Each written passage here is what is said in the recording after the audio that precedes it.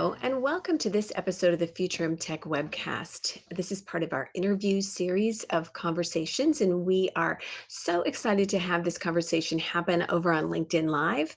I'm your host, Shelly Kramer, and I'm joined today by Ulrich von Beck, who is the VP of Pre-Sales and Strategic Consulting for Pros. And we're going to have a conversation today about something that I think is on everybody's minds, and that is really thinking about future proofing your business. And as we have spent the last couple of years navigating a global pandemic, and I think that probably most business leaders understand more today about the importance of future proofing and business continuity and business resilience than ever before. So I think our conversation is a really timely one.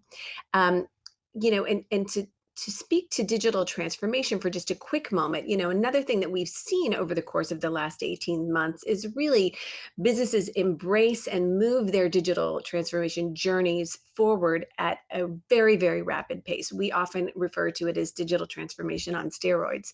Um, we have seen organizations completely rethink their business methods, their technology investment priorities, and the way we work. All of these things have changed. So the big question is, what do businesses need to do to keep moving forward? Will some technologies play a bigger role in operational models and lots of different things? So that's what Ulrich and I are going to be talking about in today's conversation. And with that, Ulrich, welcome to the show. It's great to have you. Well, thank you so much, Shelly. It's really great to be here. It's certainly a big topic across our client base, across our prospects, and really everybody that we interact with. It's been a big change. Absolutely. I don't think there's anybody that's not thinking about digital Exactly. transformation journeys these days, right? So tell us a little bit about you personally and sort of your career track. What have you done that got you to here? Yeah. Well, I started off very early in BI. MicroStrategy was all the rage back in 2000. It was the big high flying company. So I started my career at MicroStrategy in Virginia. And then very quickly moved into supply chain. So the whole idea of digital transformation or digital evolution, quite frankly, has been going on for a very long time. And Yes. supply chain was one of the big ones that was at the forefront of that. So I spent about 10 years at Manugistics that became I2 and JDA. So we combined all those companies together. It then went on to be Blue Yonder and is now owned by Panasonic. But supply chain was really my birthplace where I grew up in enterprise software. And it was always on the side of algorithms, analytics, bringing information to the forefront that's sort of humanly impossible to figure out. That was 10 years of my career. The next almost 10, I sort of pivoted right into startup land. And in startup land, I worked for a company called Scroll Motion, which was at the forefront of development, UX development for the iPad. The iPad had just come out. We had this whole rush to put textbooks on the iPad. Right. We could do 3D brains on the iPad. So it was all user interface related on the iPad with a whole new way of interacting through touch. So that I was pretty much spoiled on the UX front. I worked with a lot of designers, worked in the pharmaceutical industry there on how to show methods of action and for various pharma brands and sort of selling to the doctor in very, very interactive iPad type of way. And then Very cool. it was a fun time. It Yeah. certainly I got a real appreciation for UX. Then I jumped back into the world of algorithms and AI and mathematical models at Pros. So that now brings together that whole user interaction part with the brains and the intelligence that AI brings to the table. So it's a fun Absolutely. place to be. It is a fun place to be, and I have been a tech nerd my whole life, and like you, I've been working on digital transformation initiatives with clients before we had even coined that phrase, right? So that's been something that we've been doing for a long time as well. And I think that, supply chain has largely been something that many people have not given much, if any, thought to, except nerdy people like you and I. And, over the course of the last year, supply chain has very much become front and center and a part of every conversation. And it's affecting businesses, it's affecting us personally. There's not any of us that that aren't waiting on something from That's somewhere. right. Right. So supply chain has never been, I think, more top of mind than it is right now. So I think that's really interesting. So, I mentioned it a little bit during the introduction to the show, but I want to get everyone on the same page. So, tell me a little bit, if you would, about what future proofing means to you. What does it look like in an enterprise organization? Yeah, I think everybody learned a hard lesson, or many companies learned a hard lesson over the last 2 years. For me, it's all about adaptability.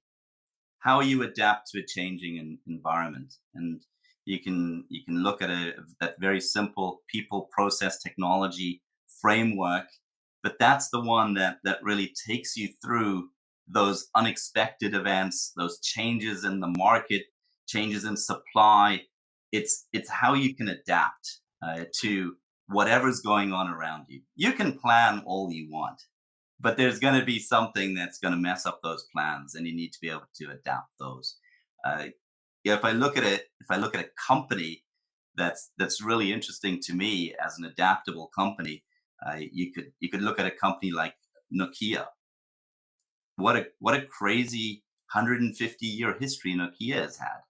I mean, they started off in paper pulp. Right. uh, I mean, a pulp company. Then they went into cables and rubber, electronics, uh, the high flying mobile phone company back in the day with their brick phones that everybody had. I had one. Like who doesn't know a Nokia phone? Other Right. than I guess some of the Gen Zs, they only grew up with smartphones, but Right. everybody else knows a Nokia phone.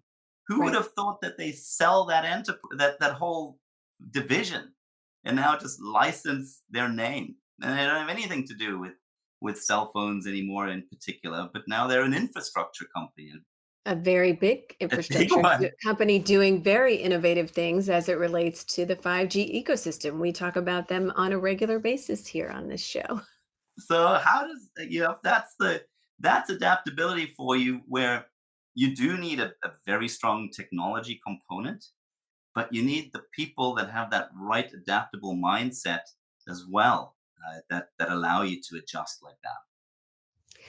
One of the things that I have been telling anyone that I'm interviewing with the interest in joining our team, we talk about change a lot here because everything that we do and have done for 20 years is really all about change and all about working with clients and being a change agent and being patient as people and cultures adapt and people learn to understand. And when we're talking today, we're talking about successful businesses create a culture of innovation and continue embrace continuous learning, and also a culture that embraces data and data's role within the organization and how it truly is the lifeblood of every organization. So one of the conversations that I have when I'm interviewing somebody is, how do you feel about change?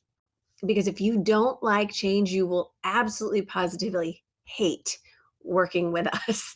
But I think that, and we talk a lot about the future of work here, amongst our analyst team and with clients as well. And I think that as we look at the future of work and the workplace, I mean, that truly is a given. And as much rapid change, we talk about brick phones. I was talking with somebody the other day who was mentioning, we worked together in the early 90s and at an ad agency, And he was talking about how that was back in the day where, he sent an email to somebody saying something that he probably shouldn't say, and he was actually able to to go into that person's office and just open up his email and delete it. I mean, just little things like that that, there weren't those kind of gates or password logins or anything like that. But anyway, we've seen a lot of change. We've weathered a lot of Yeah. change, and that seems to have happened at a really rapid pace. But what we know to be sure is that however rapid the last 20 years have been, the next 5 are going to be 10x that, right? And Absolutely. that pace is not going to slow down any. So I think that's really why it's so important to understand sort of the fundamentals of here's what we need to future proof our business. And speaking of one of the key, the kind of the foundational things involved in future proofing, I know, is artificial intelligence. So how do you see AI helping organizations move from digital transformation to operating a digital business as part of everyday practice? Yeah, it's you mentioned the key word. It's data. You have so much data right now, and piles, petabytes, just servers full of data, and it's coming in at a huge rate. And so the way that I see that working out in the AI space is it's humanly impossible to process all of this information at the same time or all at once. A consumer is starting to buy, another consumer is buying something, and all of a sudden there's a run on something. You're not even noticing that as a human running a business, Right, but the AI is starting to pick that up. So it's all about the speed of being able to adjust that. Maybe you're running out of inventory and you've got to start buying much quicker than before. You're going to stop putting it on promotion because you're selling too much of it. So get rid of the 25% off promo sign on the website. But it's those adjustments that are happening in real time that essentially are not possible by human speed and human right, processing power. And that's really where the AI kicks in. Of course, for us at Pros, specializing in that selling experience and pricing, you've got to be able to price all this in real time. So right, when there's a run on masks or cleaning products or things like that we saw in our customers, you've got to be able to adjust very, very quickly right. to uh, uh, be able to serve the customers that need it most, more specifically. And sure, there's some willingness to pay involved there too. Who needs that product most is usually the one that's willing to uh, pay a little premium for that at a shortage scenario. Right. Yeah, it's really interesting. And I hadn't spent a lot of time before doing some work with pros thinking about the role that pricing optimization plays in decisions, in purchase decisions. But the reality of it is, whether you're a B2B buyer, whether you're an individual consumer, I think we come into, and touching on user experience that you just talked about a little bit earlier, coming into the equation, we want what we want when we want it, right? Yeah, And we want that information to be at our fingertips. We want it to be accurate. If we are part of a big organization, we want to be able to know, where these items are, how many of them are, what the price is for this customer or this customer or that customer, and to have it be quick and seamless and efficient. That's a really important part of being able to actually make the sale happen, and the same is true when you're talking about individual consumers. We're impatient, we're busy, and so if you don't, as a business, respect that sort of small amount of attention yeah, and even smaller amount of patience with the process, because what most consumers know, I think, is that I can find what I want in many cases, supply chain issues of the last 2 years aside. Okay. yeah. That, this is extenuating circumstances, but we are adept, we are savvy, we know how to use the internet for research. We have sometimes, many cases, big networks. So it's just an interesting time, and pricing optimization is such a fundamental part, I think, of the sales process, and even the customer service process as well. Yeah, I mean, all of that consumer behavior is making its way into that B2B buying process as Right, well. Promos typically don't work that well. If you need to service a car and you need 4 brake pads, then you're not going to buy 8 brake pads for a particular car just because they're on sale. right. You need four, and so there is some different buying behavior inside of the B2B buyer, but Yeah, many of them are shopping around. They want to educate themselves. They just want to get a particular widget in many cases, and they may not care where it comes from unless it's critical for their business. If it's a right, critical part of that supply chain, now you're looking for a vendor relationship, and price is only one part of that vendor relationship. It's your terms, it's delivery, its availability right. when I need it, and so there are all these other factors that an optimization will in fact take into consideration when developing a price in conjunction with everything else in a B two B relationship. Yeah, absolutely. And one lesson I think that we've learned a little bit over the course of the last couple of years is that our buying mindset in many instances, certainly in the B2B world, has been just in time Yeah, buying, right? And in many instances, that's kind of turned around to bite us in the what, just because of supply chain challenges and supply chain issues. And so then it becomes even more important to be strategic about yeah, about your pricing. You're a strategy guy. I'm a strategy gal, right? But it really changes everything, I think, about the need to really have insight into what's going on a daily basis, really making use of that data that's at your fingertips, hopefully, yep. and putting that to work as you kind of develop your strategy so that we're not left empty handed. Hanging. Yeah, I mean, you've also got that contract perspective of the B two B relationship where Yeah, you're putting out a contract for 3 years with a certain supplier, or you're bidding on a 3 year contract too. So that type of longer term relationship is very beneficial to secure your supply, secure your pricing, secure the delivery schedules that you want. And so I think these types of disruptions are moving organizations into that securing the supply over the long term uh, phase even more than just doing those spot buys yeah, in critical absolutely. parts for their business. Makes a lot of sense. So, more on future proofing. Okay, so it makes sense, and we know people are really embracing this as part of business planning strategy. Okay, but there are there are challenges in everything that we do. Right? It's kind of like you made a comment earlier that made me think about what it's like when you build a house, and I haven't ever built a house. But I have many, many friends who have, and I've renovated old houses. That's where I choose to pour my money into 100-year-old houses. But one of the things I know, knowing so many people who have built homes, is that it generally takes twice as long and costs twice as much.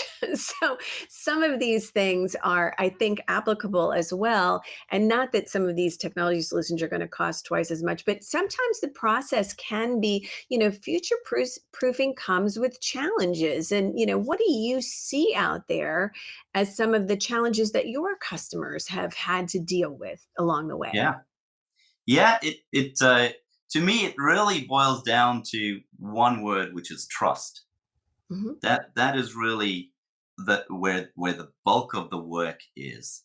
So if we look at that people process technology framework, the technology is there. It'll tell you how to get from Right. A to B, for example, on Google Maps. It will tell you that this is the price that you're probably going to win the deal at. But you've got to trust that. And that's the part that takes time because what is this machine? Is it accurate? Does it know what I know? Do and so you have to build that trust with a recommendation engine. Let's say you're a sales rep, it's recommending products to you. Well, how does it know that? I know my customer. How does Right. it know that? And so you need times of calm essentially to develop that trust. Just like you develop trust with humans, you develop trust with the AI that's recommending things to you. So Right. then when the pace picks up and the speed is vital, you already trust those recommendations. You already trust what the machine is doing. Right. And then you can take full advantage of it. And it's one of those things where you're dealing, in older organizations, they've done things a certain way. Right. You've got to retrain that, and it's not that AI is replacing the human; it's augmenting the human in a sense of augmented intelligence. It's giving you more Absolutely. information rather than replacing you per se. Yeah, it's kind of like, when you watch Netflix and, Netflix uses amazing AI and, Netflix serves up for you, well, Shelley, you loved this and this and this. Based on everything we know about you, which is considerable, we think you'll like this as well. Amazon is another, everybody competes against Amazon in some way or another, B2B or B2C. But the one thing, actually, Amazon does many things right, but one thing that Amazon does particularly well is their AI engine. They know what you looked at, they know what you buy, they know what you think about buying, they know what you put in your cart and later delete, all of those things. And that's one of the reasons that Amazon is as successful as it is because you have that AI engine that tells them so much about what our thoughts are and what our preferences are and that sort of thing. And so that's really what you're talking about. And so I Yeah, think sometimes, you know, making those everyday analogies, right? I think it's sometimes hard to talk to a business person who's, you know, we're accustomed to doing things in this way. This is how we've always done it, whatever else. But when you can step back and say, well, think about Netflix or think yeah, about Amazon or think about, I mean, and we all use platforms on a regular basis that have some kind of AI driven engine that knows a lot about us, shopping at Walmart or shopping at Target mhm, online or any of those things. So I think that you're right, that getting there, that trust is a key part of the equation. But once you do, even I think what our experience has been, when you can get somebody to just take a leap of faith with you, yep, right? As a trusted vendor partner, just take a leap of faith with us because I promise you that what we are going to be able to do together, what this technology, these processes in combination with your people, what we're going to be able to do at the end of the day is so exciting. And it's really business game changing. And I think when you can get people to take that little bit of a leap of faith, that's the and secret. trust the machine. It will make your life better. And sure, Amazon is recommending things, but those are things that you like. Yeah. So it's So not. don't be mad. So don't be mad at the machine. You Yeah. can always say no, but it's telling you you probably like this, which is correct. And there's only that much you can buy at the Right. end of the day, and it's up to you to make that trade off anyway. Well, I think too, the whole point here is to make, what AI can do is it can, suss through information at a more rapid rate than we can as humans. And so, sure, I could sit around searching on Google or searching on Amazon for, a particular pair of black flats or a microphone or whatever. But the reality of it is that the algorithm for going back to the Amazon example is so powerful and can do the work for me in record Right. time and give me all different kinds of solutions and options and price points and everything else. And so I think that, that's what we're thinking about here. It's not, as you said, it's not technology replacing people, it's technology working alongside people to not only serve customers better, to serve the business better, and to actually make that job that employee is doing hopefully a whole lot more enjoyable. And I think that's a really important part of the equation too. Absolutely. I mean, you look at things like self checkout, and that it yeah everybody. I I'm happy to take my 2 items and go to self checkout. I'm thrilled. Why not, right? And so those are things that you really. digging through data and all of that stuff I mean, it's exciting for some, but for a business person, it's not the most exciting. And It's what you're not. trying to do is to get a sale done. So if something or someone is serving it up to you, you don't mind as long as that information is usable and understandable. Absolutely. So, what I want to talk about now, just a little bit, is how organizations. So, we've talked a lot about AI and the benefits of AI, right? So, let's talk now about how organizations can infuse AI into their business operations. And I know that we've got different options here. We've got mission critical business operations, right? And then we've got low risk operations. So, let's talk a little bit about some of the ways that businesses can or maybe already are using AI and throw out some examples for us. Yeah, Michael Wu, our chief AI officer, actually breaks it down into some interesting categories. He talks about perceptual AI and then business AI. And perceptual AI is the stuff like chatbots and things like that. And they just make your life easier. Right. They're not making up new things. They just give you the information that you want. Alexa, how's the weather? And she'll tell you, or Siri will tell you, or a chatbot will serve up whatever documents you would like from a website or a vendor. And so they dig into the business itself. And those are fairly low risk options. They're out there. If they don't work, you just turn them off. They're not the most expensive either to have a chatbot on your website, for example, or have a recording tool of a Right. session like this on Zoom with Gong or Chorus.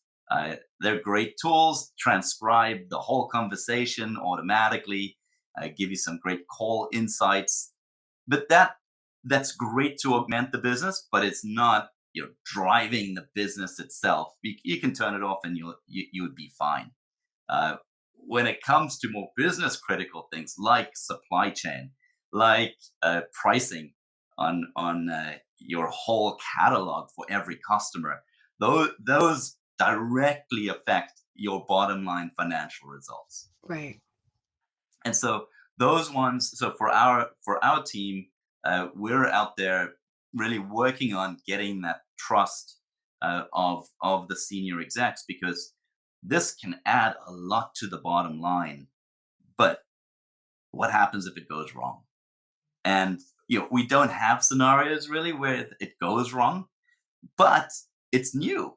And Right. so you've got to get over that hurdle, because that is high risk. Those are high risk stakes. And you usually start those projects off small with a division or a Right. group, and then build it up instead of going all in at once. So this is a great time. I've written about the pros platform. I've done other interviews with members of the pros team, but I would like to step back here for just a minute before we get to the end of our interview and tell us just a little bit, if you would, about the pros customer base. Yeah. Uh, our customers are typically older enterprises that have been selling for a very long time. They've built up a couple $1 billion book of business, and they have many products, they have many customers, and it's humanly impossible to figure it all out. Which customers are underperforming? Which ones are overperforming? Which ones are your good customers, your bad customers, across 50,000 customers and a catalog of 100,000 items? Right, right, It's humanly impossible to do. And so that's where our AI goes in and starts segmenting all the different customers, their verticals that they buy and their volumes that they buy from, through all sorts of attributes. We go in and segment those customers, and we figure out the most important ones. And that's where we use those micro segments to then recommend prices in those micro segments. Maybe it's a hotel chain, premium hotel chains versus small hotel chains. What is their willingness to pay for fries?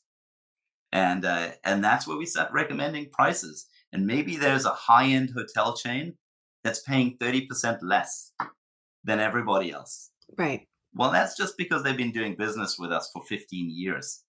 we could probably nudge them up. They have a willingness to pay that's much higher than what they're paying.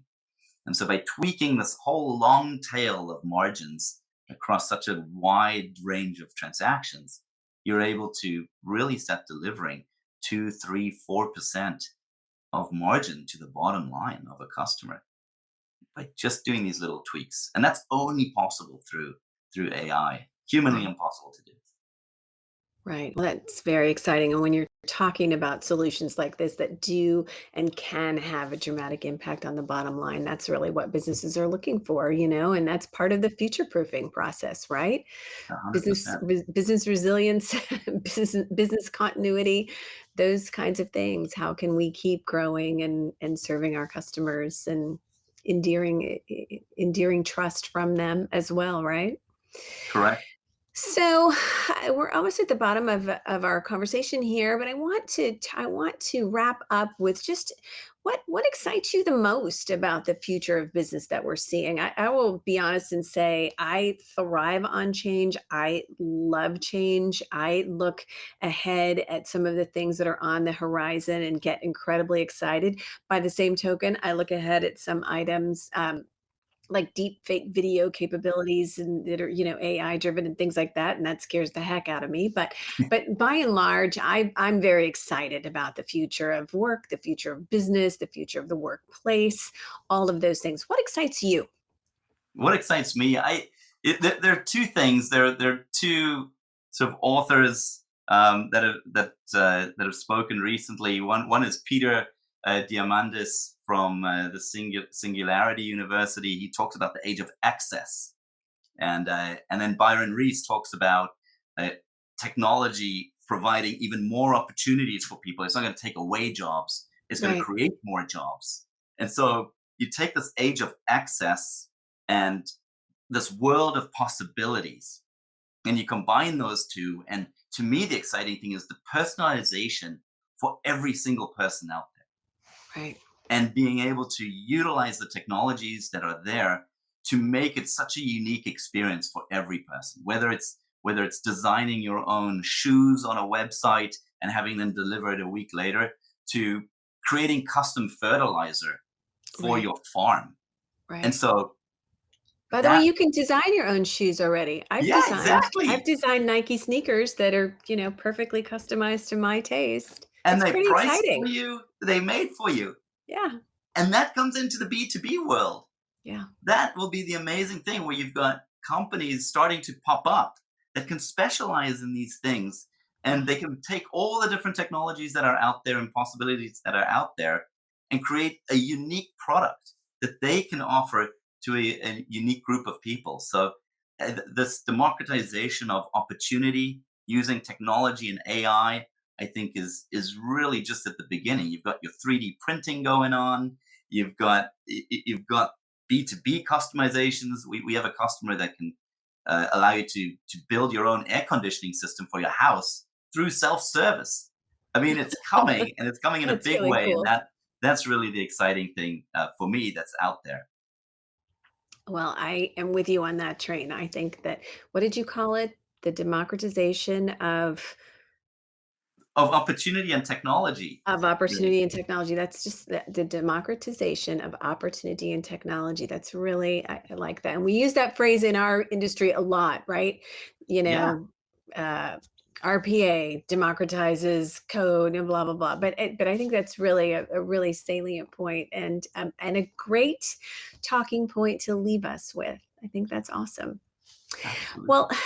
Ulrich von Beck, the VP of Pre-Sales and Strategic Consulting at Pros.